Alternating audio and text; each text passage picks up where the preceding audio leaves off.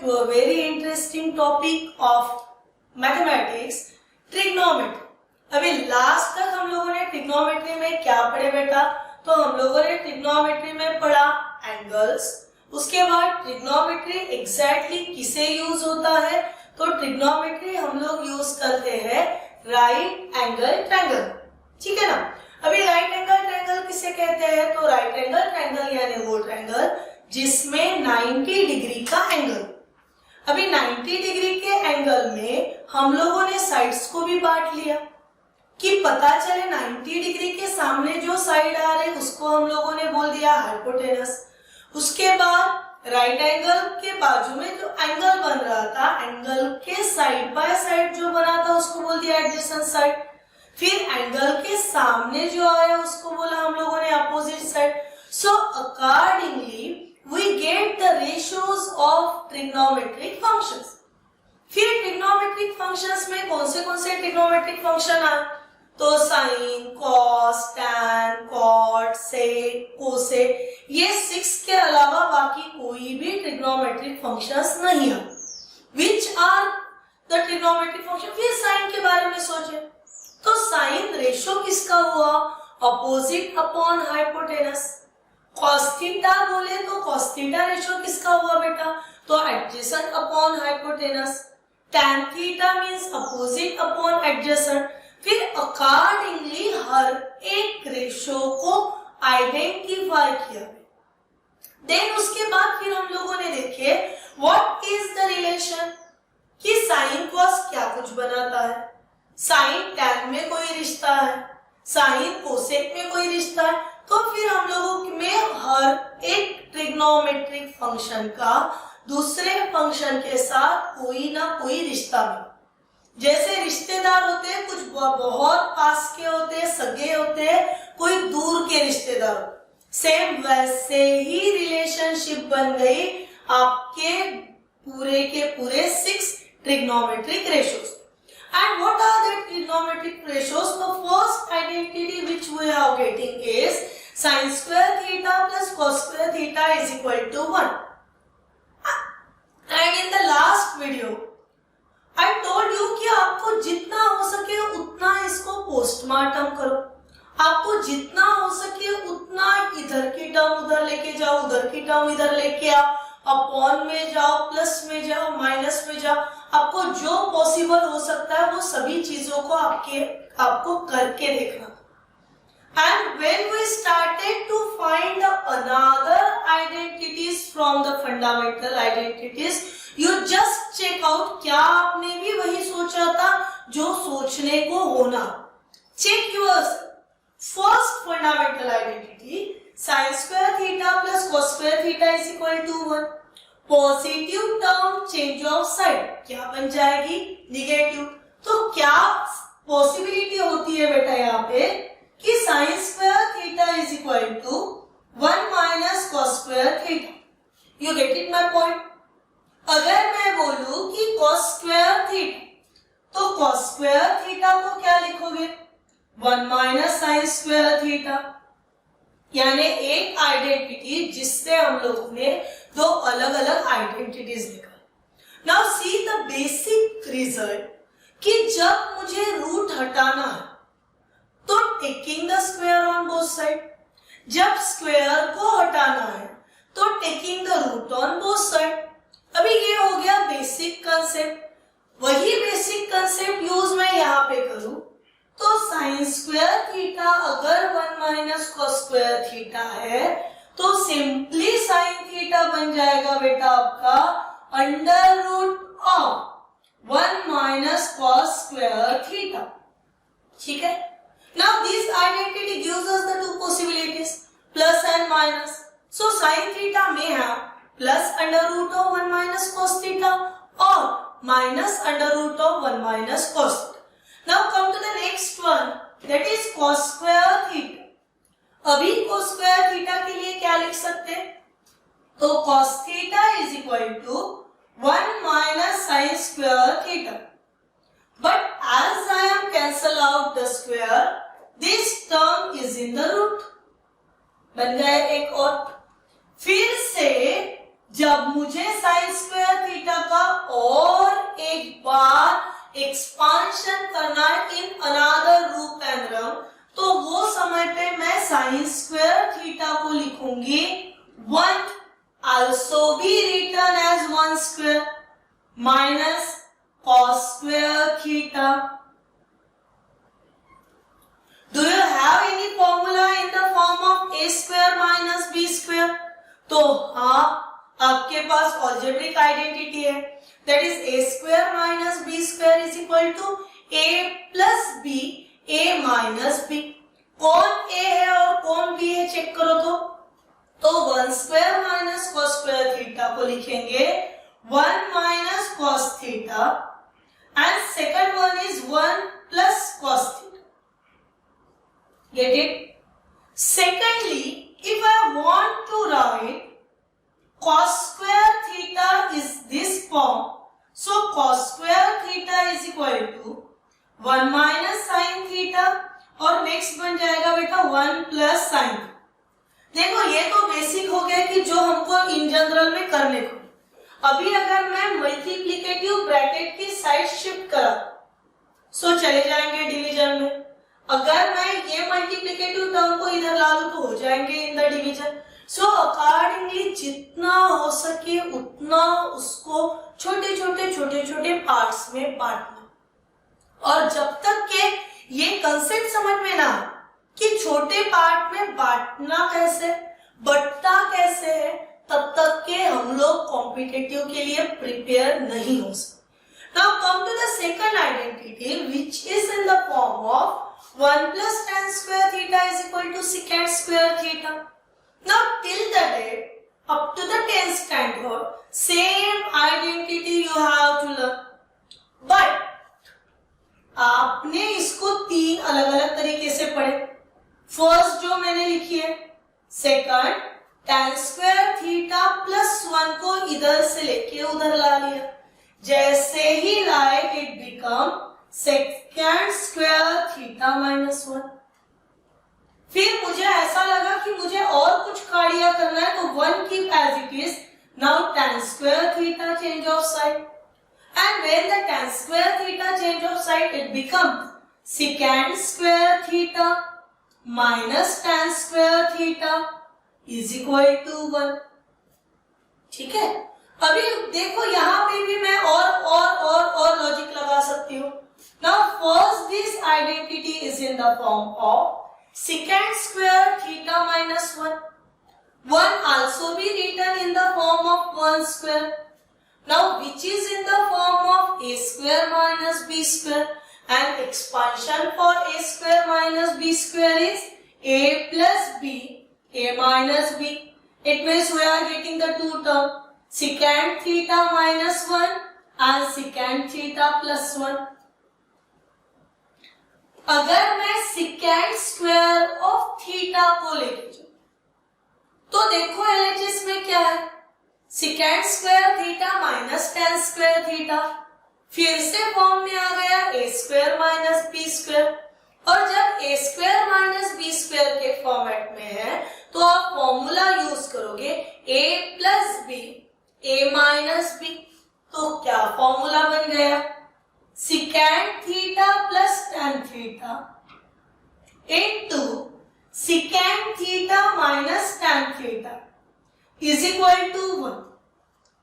ठीक है. अभी देखिए हमें जब एनडीए या कॉम्पिटिटिव प्रिपरेशन करना रहता और जब हमारे बच्चे मास्टर बन जाते तो बाकी बच्चे जब सोचते ही रहते तो हमारे बच्चों का आंसर भी आ जाए. What technique exactly they are using. Suppose बेटा किसी ने मुझे बता दिया कि sec theta plus tan theta की value 3. So find, this is your NDA pattern question.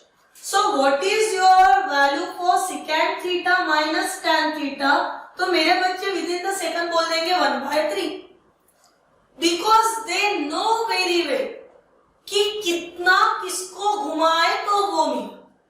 अभी आप जब इसको फर्स्ट टाइम देख रहे हो आपको लग रहा होगा ये ऐसा कैसे हो गया, रेसिप्रोकल कैसे बन गया.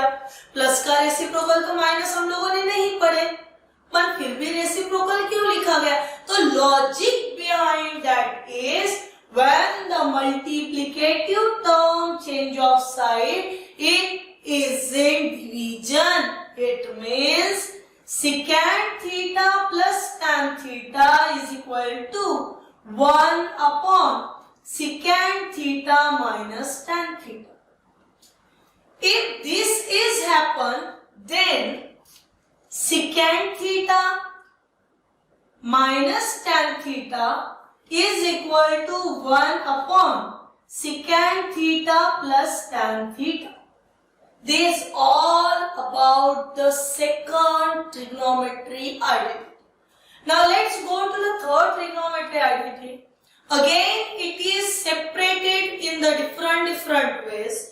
So first one is 1 plus cos square theta is equal to cosec square theta.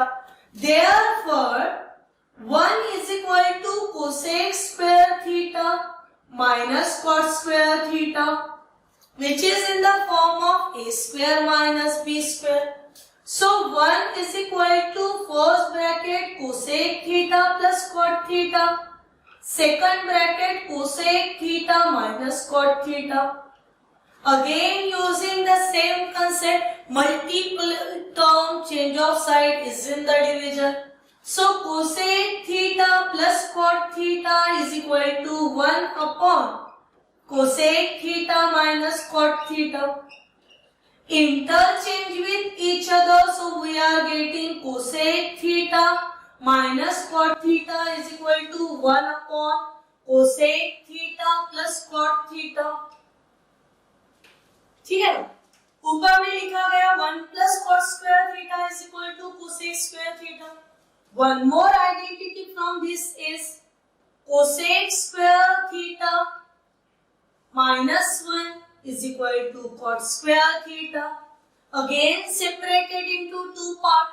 So cosec theta plus cot theta one bracket, cosec theta minus 1 bracket and cosec theta plus 1 another bracket, which is equal to cot square theta. This is all about the fundamental properties, fundamental identities.